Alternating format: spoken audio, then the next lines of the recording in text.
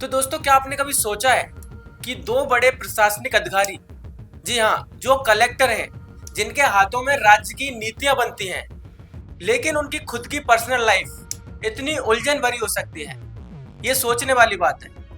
जी हाँ, ये सच है, क्योंकि जयपुर की गलियों में आज एक ऐसी खबर फैल रही है जिसने हर किसी को चौंका दिया है। तो नमस्कार, मैं हूं प्रशांत शर्मा और आप देख रहे हैं द फैक्ट इंडिया। तो ये खबर है जयपुर से, जहां एक पति पत्नी के बीच विवाद अब थाने तक पहुंच चुका है। और यह पति पत्नी कोई आम कपल नहीं है दोस्तों, बल्कि दोनों ही कलेक्टर हैं। जहां पत्नी का नाम भारती दीक्षित और पति का नाम आशीष मोदी बताया जा रहा है। दोनों राजस्थान प्रशासन के सीनियर अफसर हैं, लेकिन अब दोनों के बीच हुआ झगड़ा खुलकर सामने आ चुका है और बात यहाँ तक पहुंच चुकी है कि भारती दीक्षित ने अपने ही पति पर गंभीर आपराधिक आरोप लगा दिए हैं। जी हाँ, शराब, पिस्तौल, जासूसी और झूठी शादी के दावों के बीच यह सिर्फ व्यक्तिगत मतभेद नहीं रहा दोस्तों, फिर कोई गहरी साजिश है, ये जानना अब थोड़ा जरूरी हो गया है। तो आइए इस कहानी की परतें खोलते हैं और देखते हैं कि राजस्थान प्रशासन में आखिर ये चल क्या रहा है। तो दोस्तों, पिछले हफ्ते जयपुर के एसएमएस पुलिस स्टेशन में एक एफआईआर दर्ज हुई, जिसमें भारती दीक्षित, जो वर्तमान में वित्त विभाग में संयुक्त सचिव के पद पर कार्यरत है, उन्होंने अपने ही पति आशीष मोदी, जो सामाजिक न्याय एवं अधिकारिता विभाग में निदेशक के पद पर कार्यरत हैं, उन पर कई गंभीर आरोप लगाए हैं। शिकायत में उन्होंने बताया है कि आशीष ने 2014 में भारती के पिता के कैंसर से जूझने के दौरान उनसे भावनात्मक रूप से दबाव डालकर शादी की, जबकि उनका वास्तविक काडर कर्नाटक था और उन्होंने राजस्थान काडर पाने के लिए प्रेम का नाटक किया। और उन्होंने एफआईआर में यह भी उल्लेख किया है कि आशीष अक्सर शराब और मांस का सेवन करते हैं, जबकि उन्होंने खुद को शाकाहारी बताया था। और पिस्तौल की नोक पर उन्होंने भारती को धमकाया। और इतना ही नहीं दोस्तों, आरोप में यह भी बताया गया है कि उन्होंने घर में चार्जर के भीतर कैमरा लगाकर भारती की जासूसी की और उनके मोबाइल को अन्य उपकरणों से जोड़कर संवेदनशील सरकारी दस्तावेजों तक पहुंच बनाई। तो दोस्तों, इन सभी आरोपों के आधार पर पुलिस ने भारतीय न्याय संहिता बीएनएस की धारा 308, धारा 127, 140, 61 और धारा 66 डी के तहत मामला दर्ज किया है। तो दोस्तों, आशीष मोदी ने इस पूरे प्रकरण पर बहुत कम जवाब दिया है और मीडिया में बात करते हुए कहा है कि मैं पूरी तरह से जांच में सहयोग करूंगा, लेकिन यह स्पष्ट करना चाहता हूं कि मैं 4 नवंबर से 7 नवंबर तक बिहार चुनाव में ड्यूटी पर था और यह एफआईआर दर्ज जब हुई तो मैं बिहार चुनावों में ड्यूटी कर रहा था।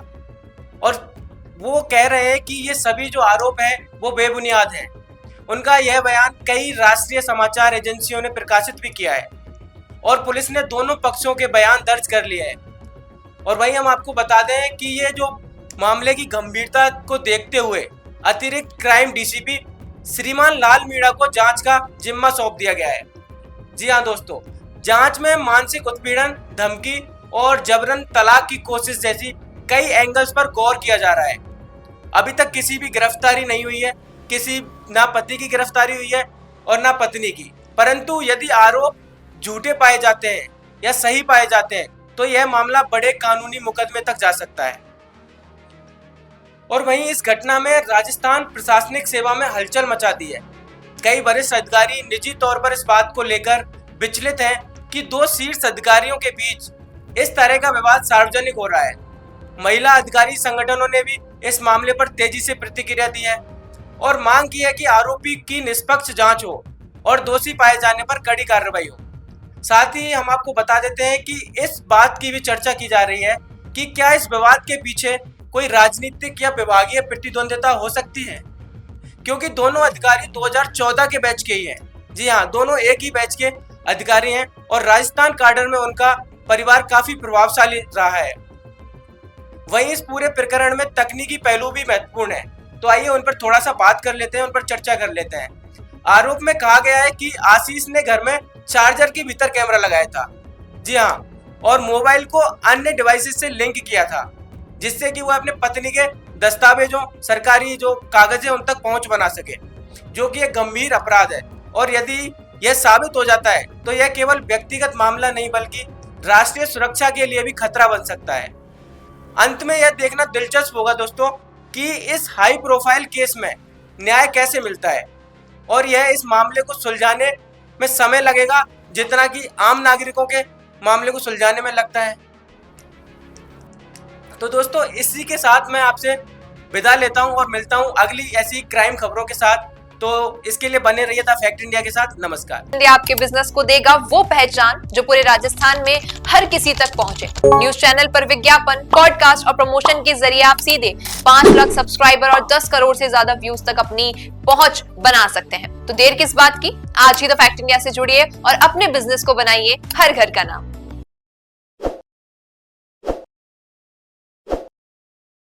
ताज़ा खबरों के लिए विजिट करें द फैक्ट इंडिया।